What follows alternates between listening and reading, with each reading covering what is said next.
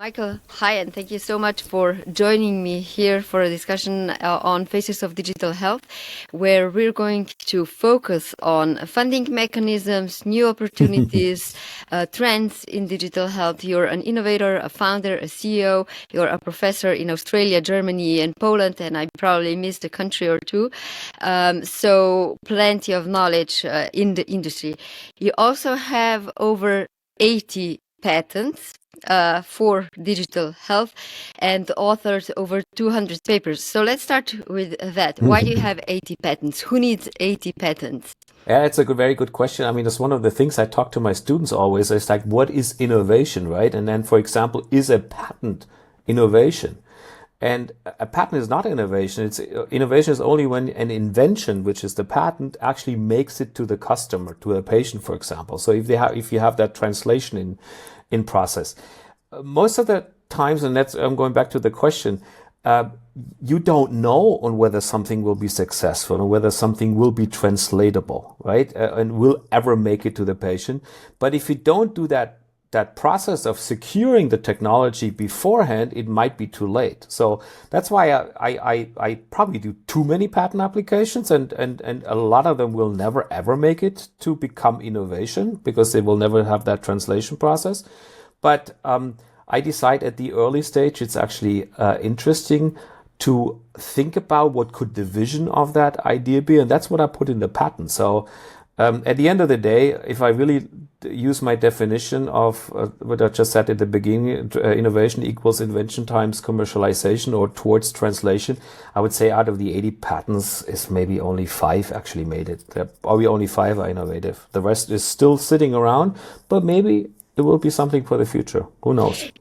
Were you the one that further developed the idea for those patents to actually become products, or was someone else? The thing that I'm trying to get to is, as a startup or as someone working in tech, you might be worried that, you know, something that you're making has already been designed by someone else. So how do people actually check if what they're working on hasn't been patented yet? What's your advice in that sense? And how do you check, you know, Yeah. that what you patented isn't already used?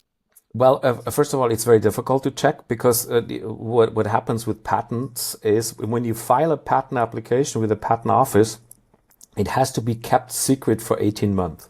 So it's not published. Nobody knows about it. That's kind of like the advantage the inventor has is 18 months before anybody knows what you patent.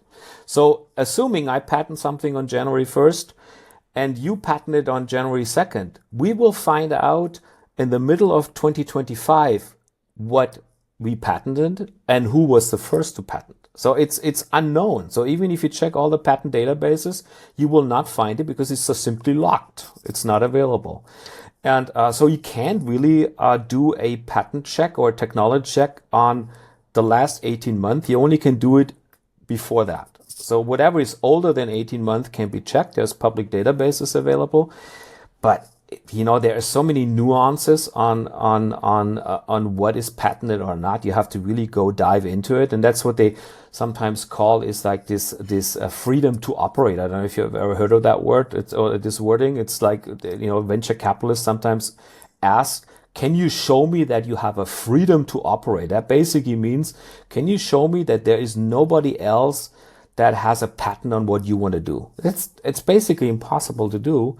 So to answer also the question you just asked is I don't typically check on whether something has been patented because I will find the new stuff I will not find anyway. And the older stuff is typically known. I can circumvent it to a certain extent. So I just file a patent and see what the patent office answers. You know, whenever you file something, then the patent office will actually do a review on it and we'll give you a report and say it's patentable or not, or this is maybe patentable, this not. And I just wait for the patent report, and then I see what can be done or cannot be done. Mm-hmm. So is Yeah. it patenting ideas? Is that a sort of an investment strategy for you? To a certain extent, it is because it's not that I ever believe that I can money with the patents, but it gives you a certain focus and it gives you something. I really would like to do something in that space, and I would like to do maybe that, and maybe I've already built a prototype and want to do more. But I very often keep them kind of like a little bit in my back pocket, and I said, by the way, we could actually do something really cool using this patent, maybe combined with this technology. And that's also something that happens later on, is that you find out that one technology may not be important or not valuable, but if you combine it with other maybe already existing things, then it may be really cool to do. And so that's why this patent portfolio that I have a little bit is quite valuable to me. It may not be valuable to other people. And it is very often used as a start, as the beginning of a startup. Why? Because, an investor very often says, do you have any technology that is protected? And then you say, yeah, we do. Actually, as a matter of fact, we do. We have a patent here. Now, very likely you don't do what you have described in your patent later on. You do something else, or you find out that was not such a good idea after all, and you do something else, but it's a starting point.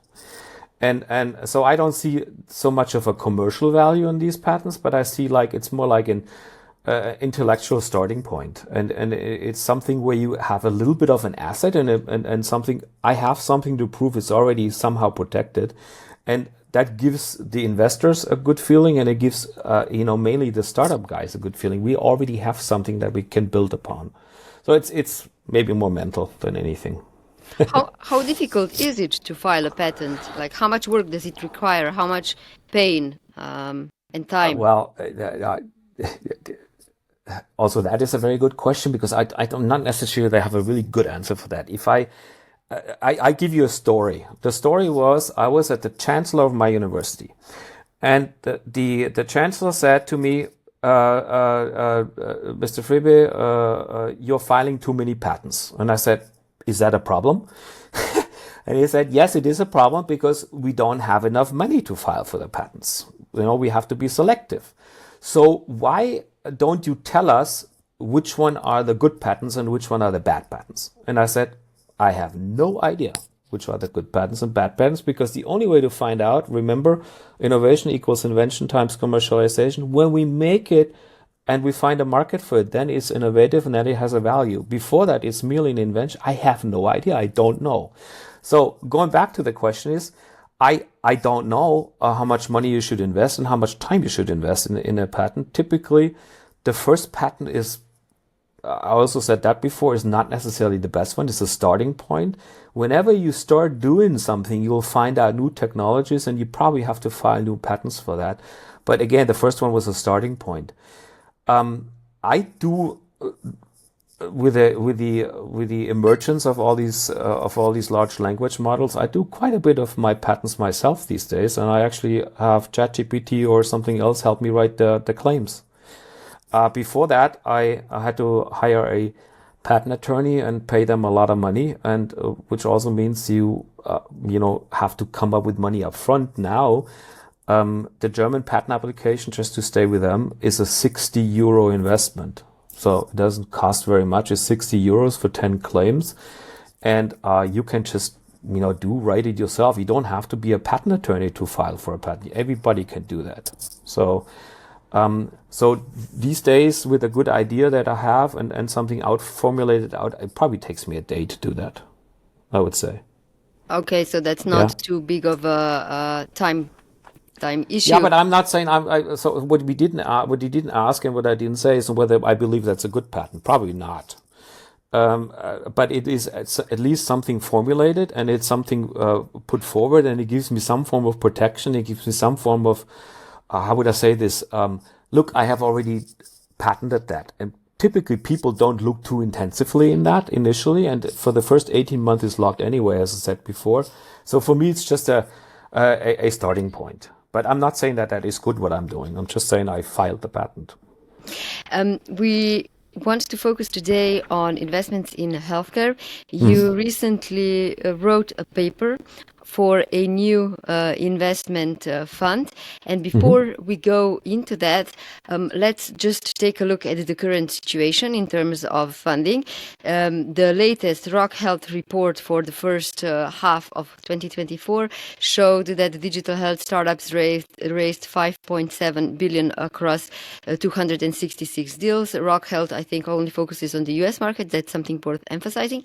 But the point is that if this pattern continues, the funding this year could exceed funding in 2019 and 2023 and totals, because this is the 2 years that we're now comparing trends with. It seems that 2020 till 2022 is the period that we're kind of excluding from the comparisons of funding because COVID really spiked investments. So how do you observe the current state of digital health funding? It's more difficult than it was 2 years ago. What does that signify to you? And where does your thought about the need for new investment approaches come from? So first of all, I think the definition of digital health needs to be, we need to be more clear on what we mean by that. Is it just something where I look at an app and the app does something and gives me some advice? Is that digital health? Yeah, probably. Is the digital health component something which makes workflows more efficient? So helps basically with administration? Or is it something that combines basically artificial intelligence with new sensors, with IoT devices, to have a new package of maybe a new diagnostic tool, a new evaluation tool, a new support tool? I'm interested in the latter one, not in the first two ones, because the first two ones are basically not giving you new medicine. They give you a better traditional medicine. I don't know exactly who coined that term. It may even been Daniel Kraft or Peter Diamandis or one of these luminaries. But the point is that if we continue just using digital health to make the analog processes digital in health, then I'm personally not interested. It's something that has to happen, but it's really not helping the individual significantly. But if we use information that to create a new type of medicine, which is not doing what the human is doing right now, by giving additional information, maybe even predictive information, preventive information, helps you to actually be, to get a personalized treatment, and maybe even helps you to have a longer and more healthy lifespan or health span, then I think I'm very interested in that one. So I think there will be lots of money being put into this model, despite the fact that there is no business model for it right now. I mean, the health insurances and pretty much every health system that we have on this planet is waiting till you get sick. Then they do a diagnosis, and then they do a really cool diagnosis, advanced diagnosis, and then they decide based on the diagnosis what kind of treatment, what kind of therapy you have to undergo. And once you're healthy again or ready to be released, they kick you out, and they said, by the way, call back when you're sick again. Nobody takes care of the process before you get sick, and nobody takes care of the process afterwards, or not really intensively. There's no business model for it. So what we are still doing right now is we are trying to fill digital health and make it fit into the existing business model. And I don't think that is something we should continue, and we need to really change in the future. I think everybody agrees on that. The discussions often revolve around the need for increased prevention. The challenge, I guess, that we have is that a lot of prevention, especially related to wearables and digital technologies, is utilized by the worried well, the people that actually have time to deal with their health. Many people simply don't deal with their health unless there's a health problem that arises. And oftentimes, I guess, even with chronic patients, after a while, you don't necessarily take things seriously until the pain is really, really strong. So I think that's a very interesting psychological component that we need to keep in mind when we talk about prevention and how can we do healthcare. Absolutely. I mean, you have mentioned that I started a fund, but the name of the fund is 5P, and 5P Future of Health. And one of the P's stands for participation, for participative health. And as long as you don't see a an advantage of using something or monitoring something or going forward, you likely won't do it. So one of the components that needs to be built into these digital health tools is a dashboard or like a gamification interface where you just see, if I do something, it will have following result. I did this for a while. Look at my values are getting better, whatever these values will be or are. So if you don't see a feedback loop that gives you a motivation to continue, you likely won't continue. And this is really a problem because at the end of the day, we're still kind of like believe that healthcare has something to do with doctors and healthcare has something to do with hospitals and with pharmacies and with medication and whatever. No, health has something to do with yourself and how you are actually treating yourself, how you're monitoring yourself, how you actually, basically are, exercising, how you're eating, all these known factors. But all of this which is part of health. Did you ever read the book from Peter Attia, where he basically talks about the two different components of health or the two components of death? It's very interesting because he says no, there's I didn't read it, so you can go through the key concepts. Yeah, it's only two elements which I think are very important. He says there's two types of death, and it's very very sad to talk about death, when you talk about health. But at the end of the day, there is slow death and there is fast death, and the fast death has to do with the results of maybe having neglected slow death components beginning, or you have an accident or whatever, right? Or you have a stabbing wound or something like that. Medicine is very good at fixing that. They're very good at repairing you in a threat of fast death. What they don't do is they don't take care of this accumulation effect that happens over 20 years or 30 years.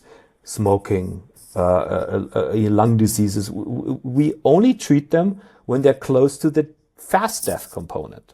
So we have actually neglected that first part. And what's also interesting in that book is that longevity, we always talk about our longevity has gone up. If you really subtract from longevity child death, and you subtract from longevity results the infectious diseases that can be treated by antibiotics, if you take those off, in the last 100 years, basically nothing has happened, or not much. So our medicine is good at fixing immediate problems, but not good at fixing long-term effects that accumulate over time. And we need to just change our mindset on this one. Mm-hmm. I'm not sure how that is possible, but I'm just saying that is what I would like to do. And tell me more about this new investment fund. So how do you imagine that it would be different from the current investment funds? Like what's better or different in the approach? Yeah. I think we call it an impact fund, impact because it will have a long-term impact on humanity and a long-term impact on your personal health. And what if you're an investor and I said, I have this really, really cool idea, you will actually live a much healthier life in the future with this and this device. And everybody will say on the investment side, well, that's cool. I'd like to have that. By the way, how do you make money with this? And then you have the answer. We don't know. There's no business model because prevention is not being paid for with the health insurances. Typically, people have to invest themselves. It's only for the rich people and who can afford it. So there's no real business model. So maybe I'm not interested. So, there's a difference between the people are interested. Maybe the venture capitalists are not interested. So what we have to do now is we have to say, every venture capitalist, every one of us is a human being, and we want that. If we want that, there will be a business model. So how do business models develop? By having offerings, by having actually tools, devices, setups, workflows that really help you achieve something that is beneficial. And then you're willing to pay for it. A lot of people say, a lot of politicians, or they say there's enough money in the healthcare system. We just have to take a little bit from here and then push it over there. This will not work because then you will have exactly that problem that doctors will not be happy about that. Hospitals will not be happy about that. There will be this whole stakeholder setup where they will not allow you to do that. So I believe we need to build up something in parallel. And maybe at the same time, we need to build up, we need to think about, and that's also something we don't very often do. We need to think about who benefits the most at the moment from these kind of technologies. And is it really the American or the European, or is it not maybe the African who has no healthcare or very little healthcare or no access to specialists? If you give them an inexpensive portable, maybe a smartphone-based setup that allows them to monitor their health without actually getting sick and then having to spend all the money they have to go to the doctor, I think you could prove a point maybe faster, quicker, more efficiently. So I do believe we have to think a little bit more about this. The terminology is reverse innovation and democratization of healthcare. We need to think about these people as well. And maybe even more innovation will come from the results that we generate in low-income nations rather than in the high-income nations. So in a way, this idea is that you invest in solutions that we all find meaningful for the improved health and figure out the actual funding and return on investment later. Subsequently, yeah, that's why we don't always necessarily ask right away about scalabilities or where is the business model right now. We just say, what could it be? And please don't think, I mean, I'm based in Germany, right? So don't think about what the German healthcare model will say to that model. Think about is there any country or any geography which would like that solution better than another one? And then you try to go for that one. So you don't always go necessarily by where is the money necessarily, but where is the need.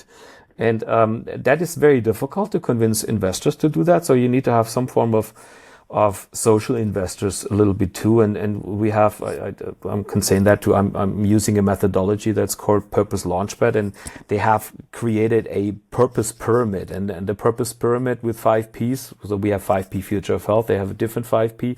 Starts with a product, which has to create a profit, which has to benefit people and the planet, and it has to be driven by a purpose. So profit is not all the way on the top. It has to be there. Otherwise, we cannot be sustainable with our general model. But it's not the most important thing. Mm-hmm. How right? does this idea differ from philanthropies or charity projects that basically don't have profit centered? Well, we're not a charity. We're not a philanthropy. We want to make money. It's not that. I mean, I'm not saying that we do that just for the heck of it, to just burn money and just create ideas that we want to create products and services and that actually have a value and that are used and that are being put into the market. Now, to stimulate that, you need to make a profit on this one, but it's not the driving force. You know, there's this. I'm just repeating certain things that come from here, but you always have this triple sustainability, right? You need to be environmentally sustainable, you need to be socially sustainable, and you need to be economically sustainable. So we need to make a profit on this one, but we need to make sure that it's not, going one direction and just helping one very selected population part, but it really has a social component to it. To my American friends, I'm a capitalist. I like the general concept, but I like actually social capitalism, if that is a word that actually exists. But I like that idea a lot, that you benefit people, not only benefit individuals, so they have deep pockets at the end of the day. So how do you go after investors for the fund? Because sometimes I guess we don't realize enough that investors are actually kind of like startup founders as well, because investors also need to fundraise for the fund. So who do you target when you mean now from the side of the people that give me money, or for the investment fund? It's not simple right now, because at the end of the day, whenever you made some money, the most important thing of the people that have made some money is to keep that money and to make more out of it, but not to give it away, right? The American attitude is a little different on that one. If you made a lot of money, you're also willing to give a lot away. But the best part is, of course, if you combine, creating an impact and a social impact combined with an economic impact. So you have to tell them, by the way, we really would like to do something that is needed, that is wanted, that we all are thriving for. And yes, there's no business model, but we all believe there will be one, because at the end of the day, that's what we want. And we have to just think a little bit disruptive. Maybe I'll just throw in a little definition of disruption, because most people use that word a little inflationary as well. This is disruptive. This is disruptive. Disruption, it is always when people have no idea what the future business model will look like. So then it's disruptive. So it's something new, but it needs to create a new business model that makes an old business model obsolete. And there's a lot of potential technologies out there, but people are just simply not investing in those because they're afraid of new business models, because they simply don't know what they will look like. And you have to just basically tell them that, and this is a threat that is not against a country, but more against the mentality. If we don't do it, somebody else will do it. And I'm sure that I see what the Chinese do in Africa and how they invest in Africa and what they actually do. And they are understanding that, you need to create, inexpensive, valuable tools rather than, having something that is scarce. A 1 million euro or dollar MRI is scarce. Not everybody can afford it. A 10,000 euro or dollar MRI is a little bit more abundant, so everybody can afford it. And that's a different thinking process, because it's a different business model attached to it.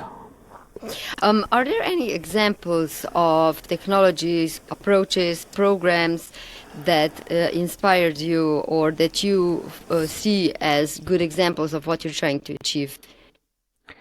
In general, everything that, I'm not a, even though I like this word longevity, I'm not a big fan of this terminology at the moment, because I really do believe that living a really healthy life very long is the goal.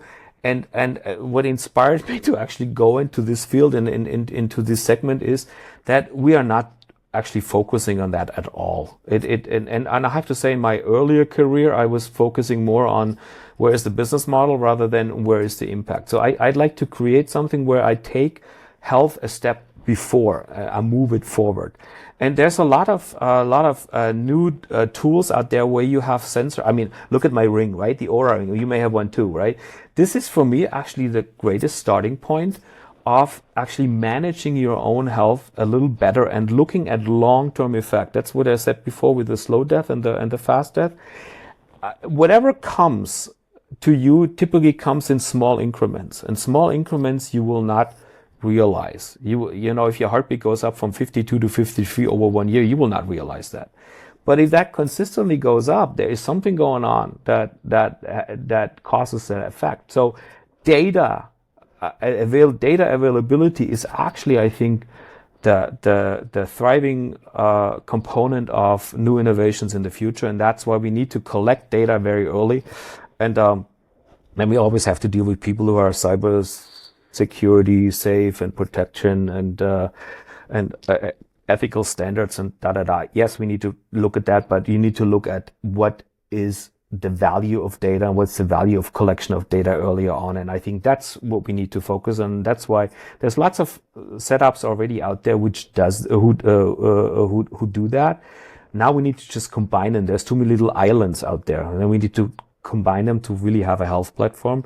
And I guess one other thing that really excited me is in 2006, the German government decided to start an electronic patient record. We have 2024, we still don't have it.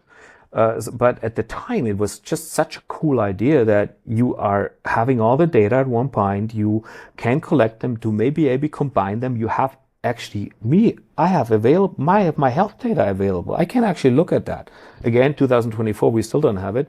But that was kind of like the starting point where I thought that's where we need to get to. And that's why I'm really, I'm very interested in this kind of topics. Yes, absolutely. I think that data availability is the base for anything else. What's been exciting, I guess, in the last 2 years with generative AI was that we're moving from just data gathering and creating data to actually finding insights from those data. Mm-hmm. That's the new medicine, by the way, I was talking about, right? So yeah. But when it comes to longevity, it's I think, at the moment, the basic advice for longevity is still pretty simple, because the statistics is very hard to attribute to the individual. So when you do research on what's good for health, it's always population research, and you can never really know if that applies to you. So the basic, I guess, advice is still exercise, don't stress, eat well, sleep enough, and there's probably at least one more that's like straightforward. It's just not as easy to implement given the environment that we live in. It's like there's only so much that you can do about the air quality in the city that you live in. Yeah. So It's I mean it's doing things and avoiding things, right? Avoiding drugs and avoiding too much alcohol. I mean, this is the avoidance part. All in all, sounds pretty damn boring to me. So I'm not entirely sure if I really want to do that. But you are right. It's statistics to a certain extent. It's population statistics, and that's one of the P's that we have is called precision or personalized medicine. It needs to be personalized to you, right? And it needs to be clear that every one of us is an individual, and every one of us has to be treated different, needs different things. Microbiome is different in everyone. So it needs to be adjusted. And that's another thing where you can say, one of the features I really liked about this Aura ring was that it measures a temperature, but it doesn't measure that you're 36.8 or 37.2 degrees Celsius, but on whether you are plus or minus on your personal baseline. So it measures over several days that my personal baseline is 36.2 and my wife's is maybe 37.1, right? But if I vary by minus 0.2 or minus 0.5, it's always to my personal baseline. So 37 may be high for me and is normal for my wife. But in the doctor's office, he would be treated as having a high temperature, right, at a certain point. So I think these are the important things that we need to also integrate and include. I don't want to make advertisement, but I just have it laying. It was not really on purpose, but this is one of the devices I developed. It's an audio system. So basically, you measure here your carotid pulse, and based on your pulse definition or your flow definition, you can actually create a biometric profile. So I'm not saying anything about on whether you're sick or healthy or not, but it creates a biometric profile. Now, when that profile changes, there must be a reason for that. I don't know what that is yet, but it's data gathering. We'll find it out at some point in time. But these are the kind of things that I think are exciting. Like, can you tell me whether your liver makes a sound? no. Neither do I. And if I ask a doctor, I ask doctors, I was like, does a liver make a sound? They said, no. Wait, I don't know. So they don't know. So the question is, why can we not use, all kinds of other information that come from your body or inside your body and make an assessment out of it? And use it for diagnosis, even though it's not used by a doctor at the moment. And that's the real problem, because the doctor does not know it, and so they don't trust the information. They don't know what the effect is. Anyway, so I think there's going to be cool things coming out. You're basically opening up the question of which data is useful, because we can measure and gather a lot of things. Whether or not that's useful or not is a different story. One thing that I definitely don't like about just the general development of software as a service and apps is the subscription model. Like I tried the Aura and I don't want to use it because I'm not willing to pay for my own data that it measures. I just don't think that's the good thing. The second thing is that, like, initially when I started using it, I really liked the scoring system of the sleep that you get, but I think that over time can also stress you out. And especially, I always love this example because, I got different scores on different days. And then there was this one day when I got a great score. It was like my sleep was uninterrupted, one line, great, rested, great. So you might think I should really think what I did that night and try to replicate that. But actually I can't, because what happened that night was that my son, who's still preschool, he was staying at his grandparents, So I was like, it's really tricky to interpret the data. That's why I love when Pilar Fernandez said that everybody talks about data and how data is gold, but it's not. Like, the people that know what to do with that data are. So that's the big challenge, I guess, of the decade that we are currently in, how to find the data scientists that are going to bring out meaningful insights into the data that we have. Well, it's not the data, it's the correlation. You said that, or it's the correlation between the data and your actually well-being, your personal well-being. And it has to be correlated to actual results. You know, I mean, I do a lot of AI in my university setup, right? And I'm not an AI expert, so not that everybody means I believe I simply have people who know how to do this data, and they plug this into a deep learning model, and there will be some clusters, right? There will be some data clusters, and the question is, what does it mean? There's a cluster, and do you believe that cluster, and do you believe it has any effect? And what people also do, and I think you mentioned that as well, is that they use data to retrospectively say, oh, now I know why I feel bad, right? Because now I have the data points. I personally don't use the data like that. I just kind of think if I feel good, I feel good, and whether that thing tells me I should feel good or not, that doesn't matter to me.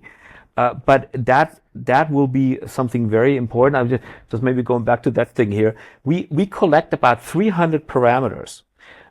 And which of the 300 parameters is actually the important one? We have found out it's only 5 out of the 300. And what you do is they call it saliency maps in the AI. So you basically say which has the highest impact on creating some form of cluster, which is the most important one of these parameters. And that's maybe something you can do, but it's also still data science. And the problem with medicine is, and the problem with slow death, what I just said is, you'll find out 5 years later or 10 years later. And I don't think that deep learning can actually speed that process up. I'm not sure. It still has to be correlated and corrected. But what the advantages of this data science is that you do something which we call, leveraged learning or federated learning models, where we have data from Japan, from China, from India, from Europe, from the US, all work together if we do it right. So we can actually get insights probably faster and quicker with more impact. Anyway, I hope that will happen. There's actually a lot going on, I guess, in that sense. We've got companies now that are promoting whole body scans, either MRI and other techniques. So I have my own opinion on this one. Okay, I would assume it's a positive one. No, I tell you, I was talking to Brinuvo, for example, from Canada. They do that. In 2002, I don't want to boast on this one. In 2002, I started a company called Preventicum in Essen. And they were the first ones who had a full body MRI with all kinds of other analysis. We had a huge data. I think in the meantime, they have done 25, 30,000 patients. So there's a huge data part. And now it comes because it can be combined with genetic analysis, with the microbiomes, and you have a full set of data, and you actually find on 3 to 5% of the individuals that go, you find something, right?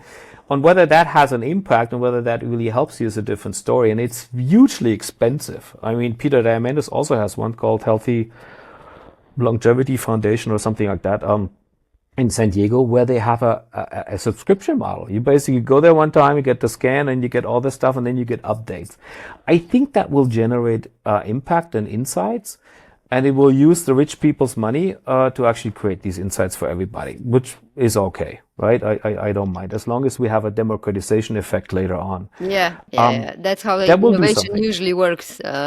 Because of the need for a return on investment, you always target the populations that can or are willing to pay. So that's normal.